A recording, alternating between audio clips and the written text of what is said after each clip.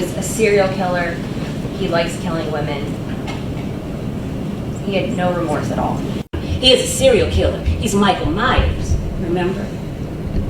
That's what he told me. In 20 years of practice, I've never seen anything this thorough, detailed, describing the criminal, sadistic behaviors you have exhibited, not only in jail, but towards staff with shanks and ice picks and sexually inexcusable behaviors, assaultive behaviors, constant. He wanted to speak, and he said that from day one, and we let him. He told his story. Unfortunately, his story is a story of wreaking absolute havoc on this community. He sat in the courtroom, motionless, expressionless, as if the weight of 261 years behind bars meant nothing. The families of his victims sat just feet away, clutching tissues, some unable to lift their heads. The judge's words echoed through the chamber, the final sentencing for a man who once called himself a serial killer. But this wasn't just any murder case. This wasn't a crime of passion. This wasn't an act of desperation. This was a calculated execution, a slow, merciless unraveling of lives. And at the center of it all, a young woman, pregnant with new life. A woman who trusted him. A woman who thought she was safe. She had no idea that the man she loved had already killed before, that he had no intention of letting her leave. No one saw it coming. Not her. Not her unborn child.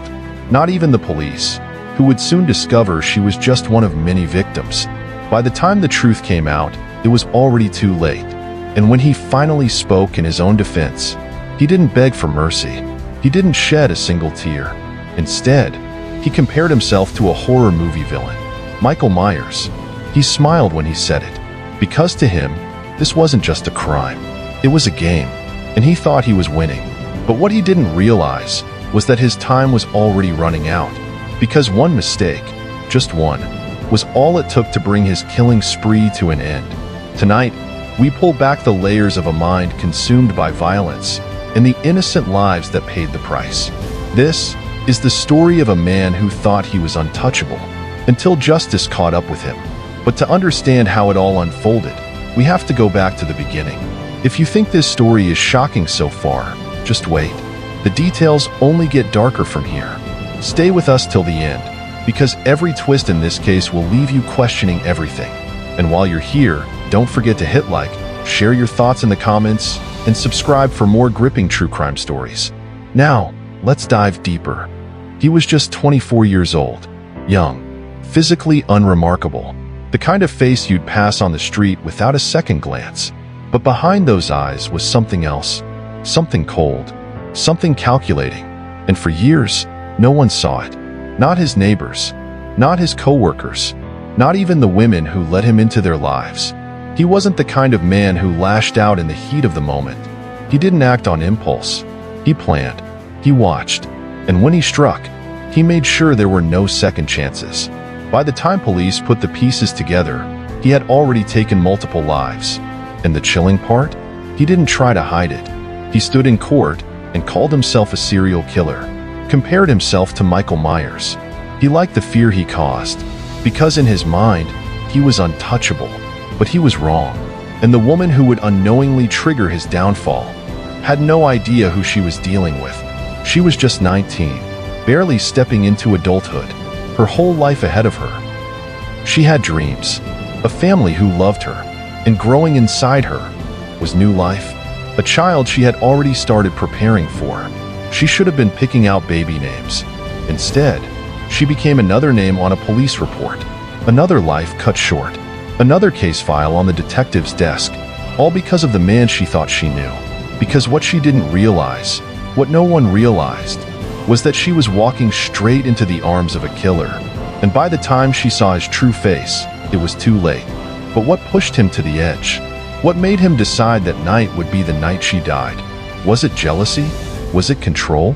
Or was it something much, much darker? That's the question we need to answer. Because this wasn't just about one victim. This was about all of them. And the moment the truth came out, the body count would only get higher. It started with a message, a simple post, nothing out of the ordinary. Nothing meant to start a war. But for a man like him, it was enough. Enough to ignite something that had been simmering beneath the surface. And that night, it boiled over. It was a warm June evening in 2020. The kind of night where the world feels peaceful, where the hum of the city fades into the background and life moves at a slower pace. But behind one closed door, peace was the last thing on his mind. Inside that home, a young woman sat, unknowing, unaware that with every passing minute, her time was running out. Her phone lit up. A message, then another, then another. His words, angry, accusatory. She had seen this before. The mood swings, the jealousy, the obsession with control. But this time, it felt different. The threats were sharper, the words more aggressive. She didn't know it yet, but at that very moment, he was already on his way. A car, speeding through the quiet streets. The driver gripping the wheel, jaw clenched so tight it ached. In his mind, the decision had already been made. This wasn't just about her pregnancy. It wasn't just about what she had said online. This was about control. And tonight, she was going to learn what happens when you take that away from him. The tires screeched as the car came to a stop outside her home. Footsteps, heavy, fast, a fist slamming against the door. Once, twice, then silence. Inside, she hesitated. Maybe if she ignored it, he would leave. Maybe he would cool down. But then, a voice, low, sharp, calling her name. Her hands trembled as she reached for the doorknob. The door creaked open just an inch, and in that moment, she saw it. The look in his eyes. There was no reasoning with him, no talking him down. This wasn't anger. This wasn't heartbreak. This was final. The argument escalated within seconds. Words turned into shouting. Shouting turned into threats. And then, a single, deafening sound. The kind that doesn't just echo in a room. It lingers. A gunshot. When the neighbors heard it, some stayed frozen in place. Others rushed to their windows. A few called 911. But by the time sirens pierced the night, it was too late. She was already gone. Her unborn child gone. And the man responsible? Standing over her, looking down at what he had done. No regret, no panic, because in his mind, this was justice. But he had no idea that this night would unravel everything. The call came in at 11:42 p.m. A single gunshot, a young woman, unresponsive, a neighbor's voice, shaking, barely able to get the words out. By the time officers arrived, the front door was ajar, a hollow quiet settling over the house. But inside was something else entirely. The living room told part of the story, overturned furniture, a shattered phone screen. But the real horror was in the next room. She lay motionless on the floor, a pool of blood stretching across the tile. The air smelled of gunpowder, sharp, bitter. The walls, once filled with warmth, now cold with silence. And nearby, a small bassinet, empty, waiting for a child that would never take a breath. The officers moved fast. Crime scene tape stretched across the yard, blocking out the growing crowd of neighbors. Detectives scanned the room, cataloging every detail, every bullet casing, every footprint smudged into the floor. And yet, one thing was missing. Him. The man she should have been safest with was nowhere to be found. Within minutes, his name was broadcast across police scanners. They knew exactly who they were looking for. And they knew, wherever he wasn't done running yet. His first mistake? Leaving behind his car. The engine was still warm when officers found it 3 blocks away. The driver's seat pushed back, like someone had been sitting there, catching their breath. But the man himself? Gone. They checked motels, gas stations. They combed through street cameras, tracing his last movements. Each step felt calculated, like he had thought this through. But no one can run forever. 6 days. That's how long it took. 6 days of dead ends, of leads that went nowhere, of a city holding its breath, waiting for the moment when justice would come knocking. And then, a tip, a single phone call. Someone had seen him, holed up in an abandoned house. No lights, no movement, just waiting. The officers surrounded the building before dawn, guns drawn, radios silent. A slow, creeping tension in the air, because no one knew what he was going to do next. Would he run? Would he fight? Would he pull the trigger one last time? The door burst open.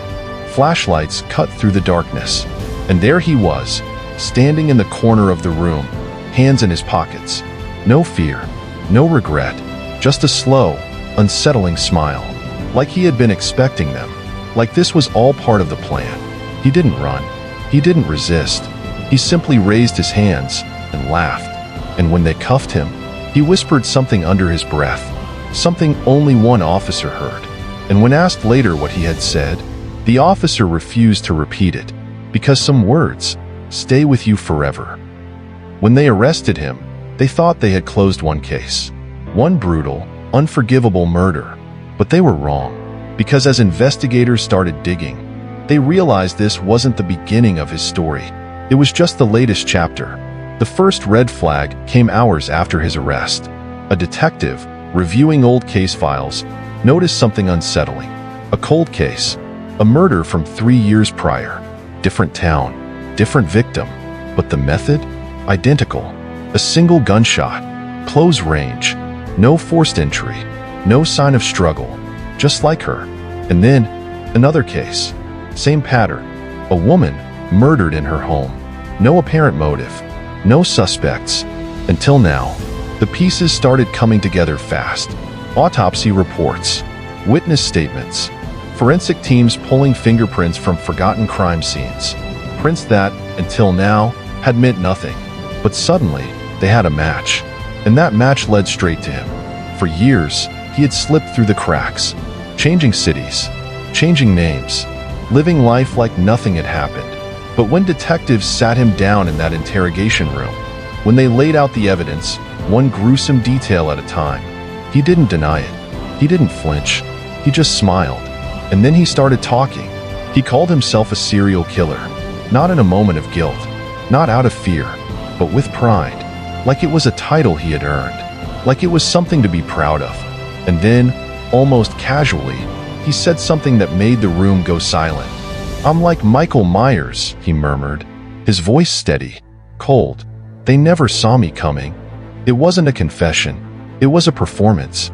And as detectives pressed him for details, he gave them, piece by piece, murder by murder, like he was recounting old memories, flipping through the pages of his past. A woman in 2017, another in 2018, a third in 2019, and then her, his pregnant girlfriend, the one who finally got him caught, for murders. At least, that's what he admitted to. But the way he spoke, the way he smiled when he said, "You don't even know the half of it," it left investigators with a question that still lingers to this day. Were there more? More victims? More lives stolen? More secrets buried in places they hadn't even thought to look? Because as much as he loved talking about the murders they knew about, he never spoke about the ones they didn't. And maybe that was the real horror, the unanswered question, the silence that stretched between each confession. Because somewhere out there, there might still be names they'll never know. The trial was never about proving his guilt. That was already clear.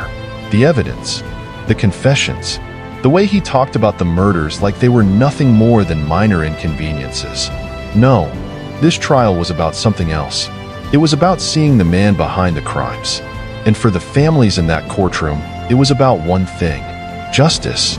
He walked in wearing an orange jumpsuit, shackled, expressionless. But as he took his seat at the defense table, something was off. No fear, no shame. Instead, amusement. He smirked as the prosecution laid out the details, showed no reaction as photos of his victims were placed before the jury.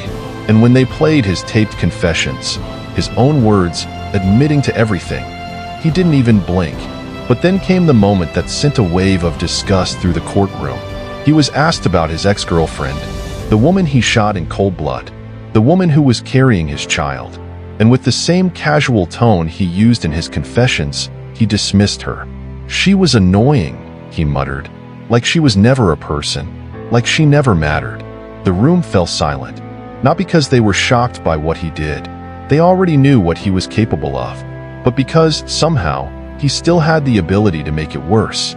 The families of the victims sat in the front row, some shaking their heads in disbelief, others unable to hold back tears. One father, jaw clenched so tight it looked painful, whispered under his breath, "Monster." And still, the man at the defense table smiled, as if none of it had anything to do with him. But then, the judge spoke. For the first time, he actually looked up. Maybe, for the first time, he was actually listening. Because when the judge began reading the sentence, the amusement faded from his face. 261 years. No parole. No second chances.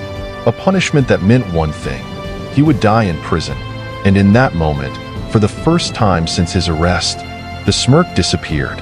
For the families, it wasn't enough. Because nothing could bring their loved ones back. Nothing could erase the horror. But it was something. It was closure. It was knowing he would never walk free again. As they escorted him out of the courtroom, he glanced back just once. Not at the judge, not at the jury, but at the families.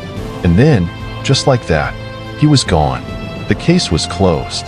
The trial was over. But for the families, the nightmare never really ended. The district attorney stood outside the courthouse, cameras flashing, microphones shoved forward, waiting for a statement. He adjusted his tie, cleared his throat, and spoke firmly. Violence like this will not go unpunished. We hope today's sentence brings some level of closure to the families who have suffered an unimaginable loss. A strong message, but no amount of carefully chosen words could erase what had already been done. For the victim's mother, the sentence meant her daughter's killer would never walk free again. But it didn't bring her back, didn't undo that final night, didn't change the fact that she would never meet her grandchild. And the other families? The ones who never even got answers before this man's arrest? They sat through every moment of the trial, gripping old photographs in their hands, waiting to hear their loved ones' names, waiting for justice that came too late. The community had questions, too. How did no one see the warning signs? Why weren't the pieces put together sooner? Could this have been stopped before that final night? These are the questions that linger long after the cameras shut off, long after the courtroom is empty, long after the handcuffs click shut for the final time. Because some killers think they can get away with murder, but sooner or later, justice comes knocking. What do you think? Was the sentence enough? Or should he have faced a harsher fate? Let us know in the comments below. And if you want more true crime stories that dig deep into the darkest corners of human nature, make sure to like, share, and subscribe. Because the truth is always out there, and sometimes it's closer than you think.